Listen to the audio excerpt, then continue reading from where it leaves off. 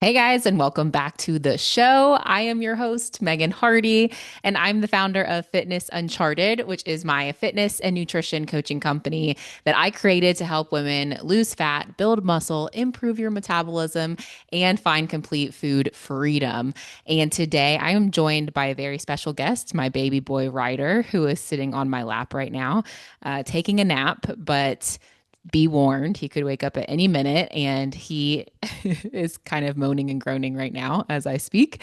So, anyway, I'm trying to record this podcast episode while my husband is at the gym. It's a Sunday afternoon right now, and I have Ryder in my lap. And then also we're watching my sister's dog. So we have Rolo and Oreo, my dogs in the room, as well as their fur cousin Addie in the room too. So things could get a little crazy, just putting that out there. But anyway, we're going to roll with it. And today's topic is a semi-controversial one. I feel like I might get some heat after this episode because I feel like people are very passionate one way or the other about intermittent fasting. Either you love it or either you think it's like the dumbest thing in the world. Or maybe you kind of find yourself like myself, a little bit more neutral on the topic. But I'm going to speak more specifically to intermittent fasting for weight loss or when people use it as a weight loss method. There's a lot of reasons why people might use intermittent fasting as a protocol. I'm going to be coming from the lens of more of a body composition standpoint, but also touching on some other reasons why people might use intermittent fasting and some cases where maybe you would consider it. But I personally have changed my mind on fasting probably 4 different times over the course of my nutrition career. I think that's healthy, that if you can change your mind on something, right? To be able and willing to change your mind when you find out new information or you have new research or even new life experience. Like my experiences in working with different clients and seeing it work or seeing it not work and things like that, and my own personal experience, they've changed my perception of it along with the research and the data, right? So, disclaimer, I leave myself the right to change my mind again after this podcast episode. But as I stand today, I sit pretty neutral on fasting protocols. Like, I don't think they're necessarily necessary, but I think they can have some benefit depending on the person and situation.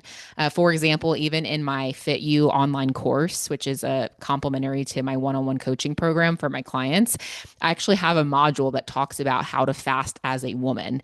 And again, there's a lot of nuance there. I'm like, you may or may not actually need to do that, but if you are going to do it, here's how I would do it, right? So again, I think it could have some benefit depending on the person and situation, which we'll kind of talk about. But my past experiences with fasting, I used to do 16-8, so 16 hours of fasting, 8 hours of not of eating, and then I really actually enjoyed that. So like it was really pretty easy to do. You just cut dinner off early, and then I would not eat until about noon. So it was pretty easy. And then what I would do to help myself out is I'd also have MCT oil in my coffee, and because that's a high fat and no carbs or protein, the MCT oil in the coffee wasn't enough to like break my blood sugar or spike my blood sugar or break my fast, but it helped hold me over until I was quote unquote ready to break my fast. I went from that. So I did that and I loved it while I was doing it. I did feel the mental clarity component that a lot of people talk about. Like I enjoyed it and I felt like I got benefits from it. But then if new research and information came out and about, as far as having adequate carb intake, pre and post workout and how women shouldn't fast, and it was like the anti-fasting craze because quote unquote women should never work out fasted, right? Which that's a whole other podcast episode. But then I went from that to back to, oh my gosh, fasting could be like the magic trick for losing weight and healing your body, to where now where I sit today, which is much more neutral on the topic. So a couple people who are very controversial about this topic is Dr. Mindy Pelz. She has a book called Fast Like a Girl, and she is actually someone who I've gotten a lot of information from around how to fast if you are a woman. So if you are interested in fasting, go check out her book. But then you have versus someone like Lane Norton, who, if you follow him on social media, he's always calling out the controversies and, always listing and giving the latest research on things, right? He kind of he highly disagrees with Dr. Mindy Pelz, right, on the importance or benefit of fasting. I find myself in a neutral space with it. So you are allowed to make your own opinions around it. And I hope that you do. So I would hope that if you are interested in fasting, go look at the research, go follow these people and see their takes on it. Listen to this podcast episode and then make a decision for yourself if you feel like intermittent fasting is worth it to you. But anyway, if you are looking, especially as a woman, for some direction around how to fast as a woman, Dr. Mindy Pels is a good go to or source for that. But one point that Lane Norton and others in this space, there's plenty of others who dog fasting. They're just not really coming to mind right now. But the one of the things that they, point out is, is it correlation or is it causation? So is it really the fasting that's having these great like health benefits, or is it because you're actually creating a calorie deficit? Right? Like, is it the fasting, or is it because fasting is actually, you know, making you eat less? So then you're creating a calorie deficit and then you're getting weight loss and you're getting these other benefits of losing body fat and losing weight, right? Is it the fasting, or is it just like giving your gut a break? You're like, oh my gosh, my gut feels so much better. Is it because you were fasting or because you're just not eating crap 24/7, right? Is it fasting, or is it because you were making better food choices overall because you're eating less meals, therefore you're having to make less decisions and you're eating less empty calories, et cetera, right? So is it causation where it's actually the thing causing it, or is it correlation? Is it like, oh, well, you happen to be also fasting at this time, but during that time, you were also eating whole foods, you were in a calorie deficit, all these things. Is it just a correlation to fasting, right? So one thing that Mindy Pels and others speak of when they are promoting fasting being a good thing or a good option is they're talking about autophagy. So autophagy is basically cellular repair and cleanup. It's where your cells are, or think of like a housekeeper in your cells. That is what autophagy is. So that's a good thing. That's a healthy thing. And how does fasting relate to autophagy? Well, autophagy happens all the time at a low level, but it ramps up when your body is in a quote unquote nutrient scarcity state. Like, for instance, during a fasting protocol or calorie restriction. So this is another thing where Lane Norton likes to, point out the fact that it's not anything magical about fasting. It's because these people are creating a calorie restriction and a calorie deficit when they're fasting. But when food is limited, your body shifts to quote unquote clean up and recycle mode for efficiency. So if you're eating all the time, that process can't work the same way. So when you are limiting your food, maybe you're fasting or you're restricting calories, or, taking periods of not eating, your body shifts more into that cleanup and recycle mode. And you could do something if you are doing this via fasting. You could do a short fast, which could be like 12 to 16 hours. For example, I did like 16/8 when I fasted in the past. But you could do like 12/12, or you could do 14/8. Is that right? Is that the right math? 14/10, 14/10. But you could do these shorter fasts like that, which may stimulate mild autophagy, or you could do longer fasts like 24 plus hours, which likely trigger it more strongly, but these really should be done with caution. So again, this is another thing that Dr. Pels kind of breaks down in her book about it. But you could do a longer fast. You want to really use caution with those if you do that, or you could do shorter fasting. I'm not promoting either one. I'm just sharing with you some different options, and those can stimulate that autophagy, right? And then, but other things that can also help this out is exercise and deep sleep also boost autophagy. So again, back to Lane Norton's point of like, it's not magical because it's fasting. There's other ways to induce autophagy, and some are like exercise and getting good deep sleep. So the key point here is like autophagy is, yes, it's healthy and it's necessary. We want autophagy, but more is not always better. Even of any good thing, right? Like you can literally drown by drinking too much water, right? So like more is not always better, even though autophagy is good, and extreme fasting isn't required. So you could simply do things like balanced periods of fasting, AKA breakfast is called breakfast because you're breaking your fast, right? So just not eating dinner so late, doing balanced periods of fasting, getting good sleep, getting regular exercise, and eating nutrient dense foods, those all support your body's natural cleanup process. Okay. So again, I think we're all looking for that magic thing or magic answer. And it's not, fasting is not a magic diet or a health hack, but can correlate to positive outcomes. For example, like giving your gut a break so you're reducing inflammation. Like, again, is it causation or correlation? That's a big question. But yeah, you might feel less inflamed, or you might actually be creating a true calorie deficit because you're time boxing your meals and therefore you're eating less.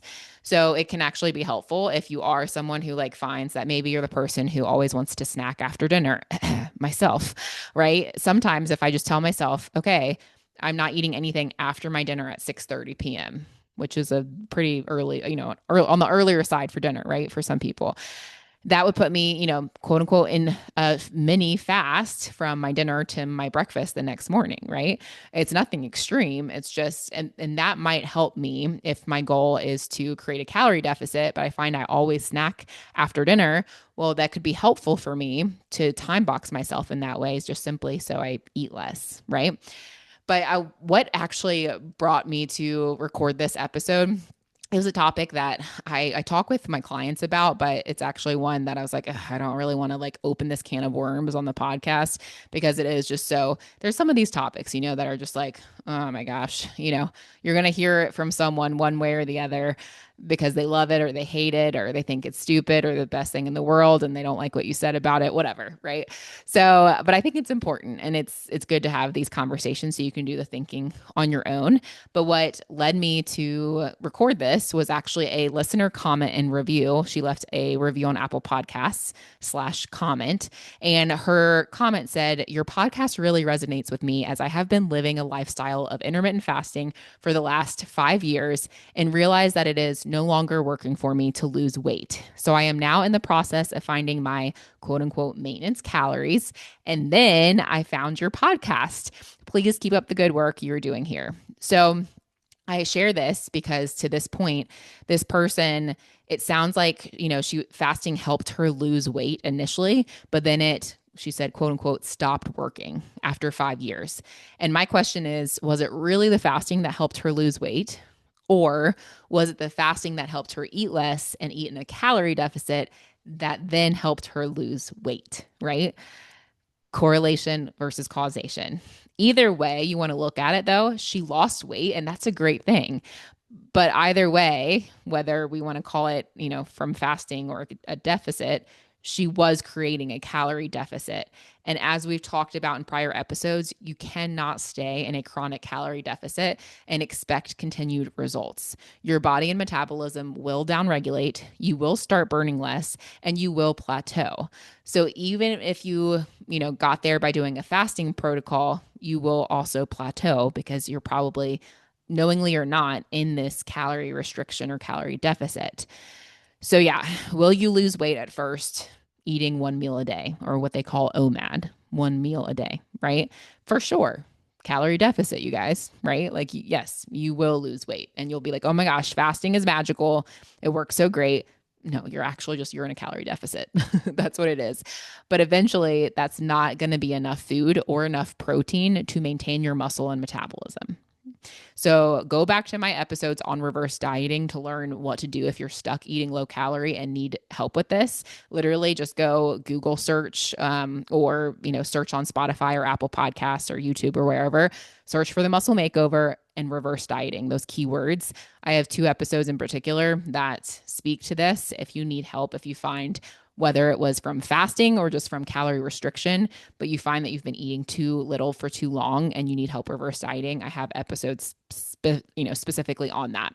But let's talk really quick about when could fasting be appropriate. So 1, if you need help eating less food and sticking to a calorie deficit, like I just talked about. For me personally, I have kind of used quote unquote fasting. I don't even know that I was in my mind thinking of it as fasting, but just simply to end my meal sooner so I don't snack. I just want to stick to my calorie deficit. that it can help in that kind of instance, right? So you time box your food a little bit more during the day.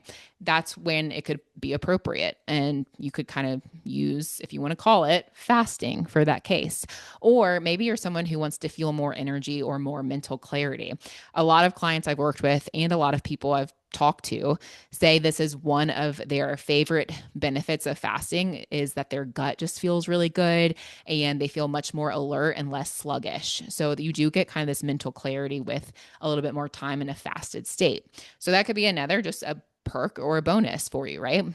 You could also have improved insulin sensitivity. That is a possibility, especially for women with insulin resistance or PCOS. But again, is it the fasting or is it the food choices and potential calorie deficit that you've created? Is it causation or correlation, right? But those are just some of the like potential benefits and most common benefits that people experience when they are using a fasting protocol. And then let's talk really quick about when should you not fast. So when you should not fast, one is if you have a lot of other stressors right now in your life. Fasting and calorie deficits are a stress on our bodies. So don't add insult to injury if you're super stressed out by throwing fasting on top of that.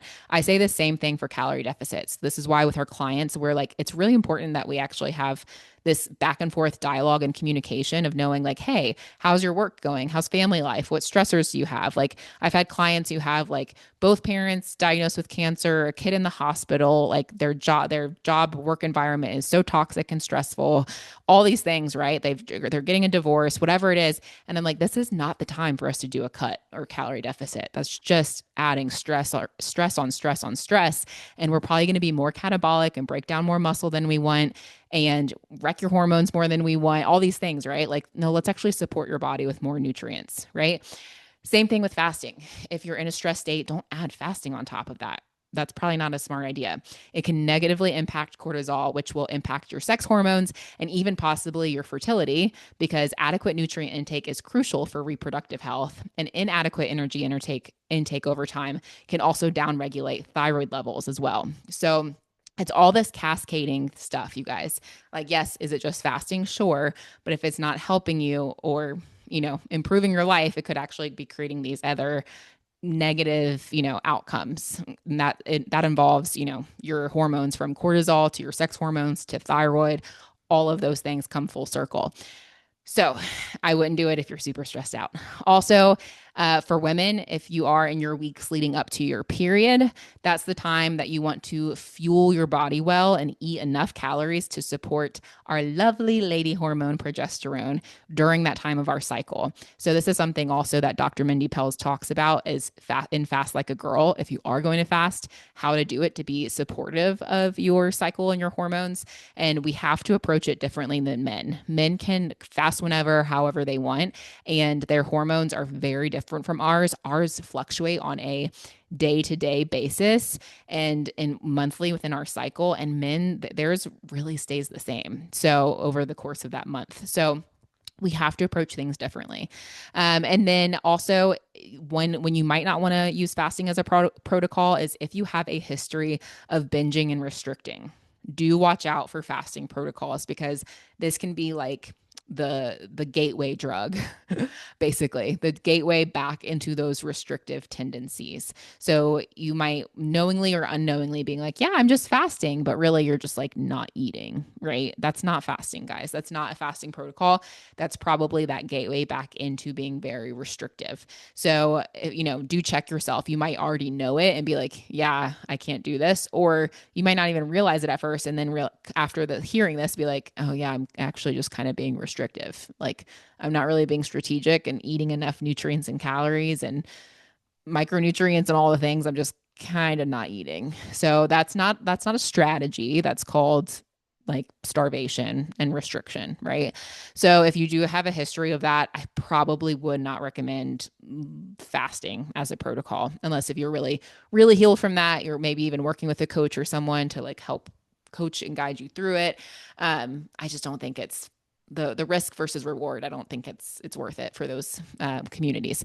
So another way that another reason why you might not want to use a fasting protocol is if you are already struggle to eat enough calories or enough protein. So time boxing your meals to a shorter period of time during the day is probably not going to be helpful. If you're someone who's already like, maybe you're on a reverse diet, you're trying to intentionally eat more food to help heal your metabolism, but you're like, okay, now I want to add fasting in here. Like, probably not smart if you're already struggling to eat a little more food, because now you're trying to eat more food in a shorter period of time, right? So if you try eating like 150 grams of protein in one meal a day, yeah, you're going to feel sick. Like you're going to feel disgusting, right? So again, fasting can have some benefits in ways, but oftentimes, like I find that you become a little bit nutrient deficient, especially on things like your macros, like protein. It's just really hard, especially if you're doing something more extreme, like one meal a day or a more strict window of fasting. It's just harder to hit those nutrients. So if this is you, but you want to try fasting, then I would stick to more of like a 16-8 approach, 16 hours of fasting, 8 hours of an eating window or less. So, 12-12 or 14-10, something like that. But if you find that you already struggle with hitting calories and protein, I would not do a shorter eating window. That's for sure. And then let's talk really quick too about like breakfast. Breakfast is, it's literally spelled break fast. It's breaking your fast. If you cut off dinner at 8 p.m. and you don't eat breakfast until, let's say, like 9 a.m., well, right there, you've already had a 13-hour quote unquote fast, right? That is enough to have gut health benefits. So you don't have to be extreme with this, you guys. Like it doesn't have to, like if you are like, oh yeah, I want to do fasting or try intermittent fasting, really breakfast is a version of fasting. Like you're breaking your fast. So you could just cut your dinner off a little earlier, give your gut that break. Actually, a person that I interviewed on a prior episode, Octavia Menudis, she's an IBS and gut health specialist. She spoke on episode 76. So definitely go back and give that a listen. If you struggle with IBS or gut health issues, she was fabulous, sharing with us some tips on how she handled that herself personally and how she walks her clients through that. But one thing is to just eat dinner earlier and then break your fast with breakfast in the morning, but give your gut that little bit of a break. And you don't even have to do a quote unquote, fasting protocol necessarily, right? So instead of, like I mentioned, instead of 16-8 or OMAD, which is one meal a day, you could try 12-12 or 14-10 or a more moderate approach to getting some of the benefits without being as extreme. But anyway, fasting, as with anything in the health and fitness space, is kind of a gray area, I do find. There's a lot more anecdotal evidence in support of fasting than there is science-backed evidence of specifically fasting improving these different factors, especially in making the case of fasting for weight loss. Again, do we fall back to, was it the fasting that created the weight loss or the calorie deficit that created the weight loss, right? So again, a lot more is anecdotal versus, the science data driven, evidence driven, right? But is that necessarily a bad thing? Maybe not. Again, if it helps someone reach the end outcome, is it necessarily bad? I don't think so, right? So anyway, fasting, as with anything in the health and fitness space, it really is a gray area. But if fasting helps give you some more boundaries that help you lose weight, then it could be another tool in your toolbox. Like that is one thing I was speaking with some people, depending on your personality, having some more structure and guidelines and rules can be a little bit helpful. Again, you want to teeter that fine line of, are you being restrictive? Are you having structure? Because you can have structure without being restrictive, but you can also be restrictive and be calling it structure. So anyway, but if fasting helps give you some more boundaries that help you lose weight, it could be another tool that you have, and use it. Again, there are smart ways to do it and there are not so smart ways to do it.